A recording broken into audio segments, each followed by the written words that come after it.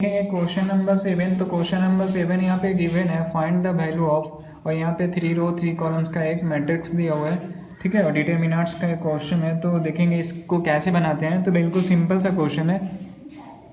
तो एक चीज़ ध्यान रखने का बात है कि अगर इस टाइप का क्वेश्चन मिलेगा जहाँ पे किसी भी रो या किसी भी कॉलम में कंटिन्यूसली मतलब ट्रिपल हो, 1 1 1 हो, ठीक है, यहाँ पे भी 1 है, यहाँ पे भी 1 है, यहाँ पे भी 1 है, मतलब ये पूरा रो में क्या है, 1 1 है सिर्फ, ठीक है। तो हम क्या करेंगे उस कंडीशन में, हम ऑपरेटिंग एक करते हैं, है ना। तो यहाँ पे क्या लिखेंगे, ऑपरेटिंग, है ना।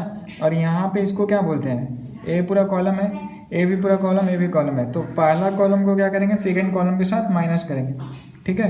यानी कि यहाँ पे क्या करेंगे, कॉलम 1 को माइनस किससे के साथ करेंगे, कॉलम 2 को, और क्या करेंगे, कॉलम 2 को कॉलम 3 के साथ माइनस करेंगे। यानी कि ए जो है इसमें माइनस करेंगे सेकेंड कॉलम, और ये जो सेकेंड कॉलम है इसमें थर्ड कॉलम को माइनस करते हैं, ठीक है। तो देखेंगे अभी कैसे करते हैं माइनस,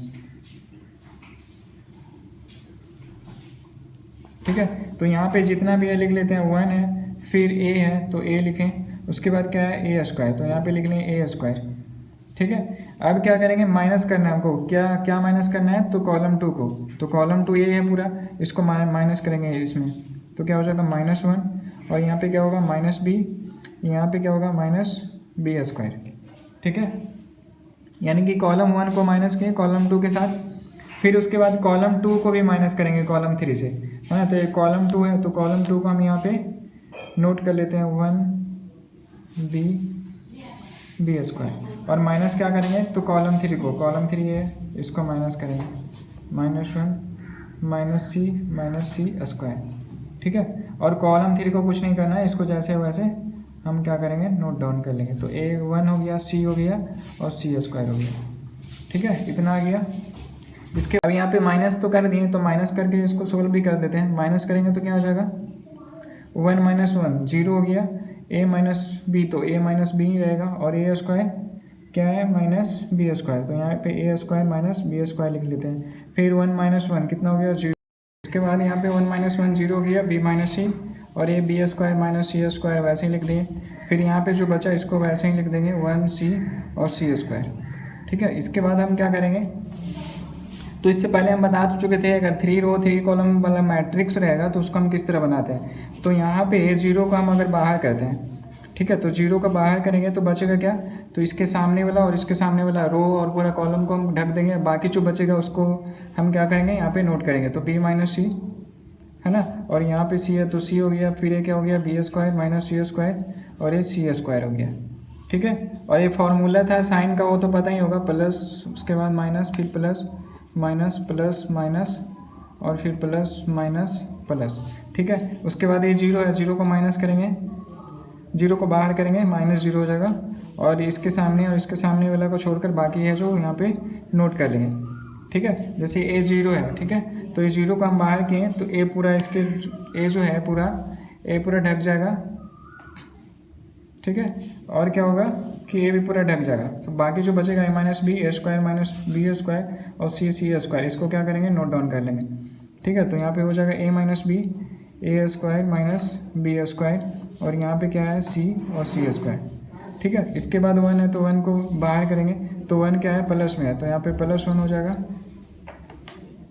ठीक है। और ये 1 प्लस है तो इसको 1 प्लस को बाहर करेंगे तो क्या यहाँ पे उतारना होगा, इसके सामने वाला इसको पूरा ढक देंगे और इसको ढक देंगे, तो बाकी जो हमारे पास बचा है a -b b -c और a square -b square b square -c square, a इसको पूरा यहाँ पे नोट करना होगा। हो जाएगा यहाँ पे a -b और b -c, यहाँ पे a स्क्वायर -b स्क्वायर, यहाँ पे हो जाएगा b स्क्वायर -c स्क्वायर, यानी कि 1 को ये जो चारों बचा है इसको यहाँ पे कॉपी कर दें। इसके बाद हम क्या करेंगे, यहाँ पे 0 है तो सपोज इसके बाद रूल है डिटर्मिनेंट्स का, तो इसको इससे मल्टीप्लाई करते हैं, फिर माइनस का साइन देते हैं, फिर इसको इससे मल्टीप्लाई करते हैं, जो भी डेटा आता है उसमें ये 0 से मल्टीप्लाई करना होगा, ठीक है। तो अगर 0 को किसी भी डेटा से मल्टीप्लाई करेंगे किसी भी वैल्यू से, तो क्या हो जाएगा, पूरा 0 आ जाएगा। और यहाँ पे भी 0 है, तो यहाँ पे जो भी डेटा आएगा हमारा कैलकुलेशन करने के बाद, और उसको 0 से मल्टीप्लाई करेंगे तो हमारा वैल्यू इसका भी 0 आ जाएगा, ठीक है। तो इस वजह से इसको कुछ नहीं करते हैं, ठीक है, इसको भी कुछ नहीं होगा। और यहाँ पे 1 है तो इसको सिर्फ काम वर्किंग होगा, ठीक है। तो कैसे करेंगे यहाँ पे, इसके बाद तो क्या करेंगे, सबसे पहले कि इसको इससे मल्टीप्लाई करेंगे, ठीक है।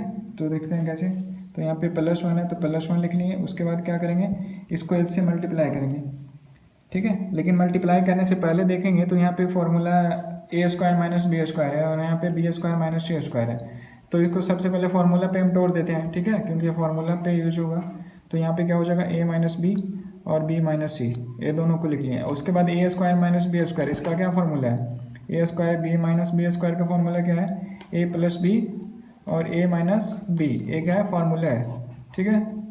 तो यहाँ पे क्या करते हैं, a + b है ना, और क्या कर देते हैं a - b।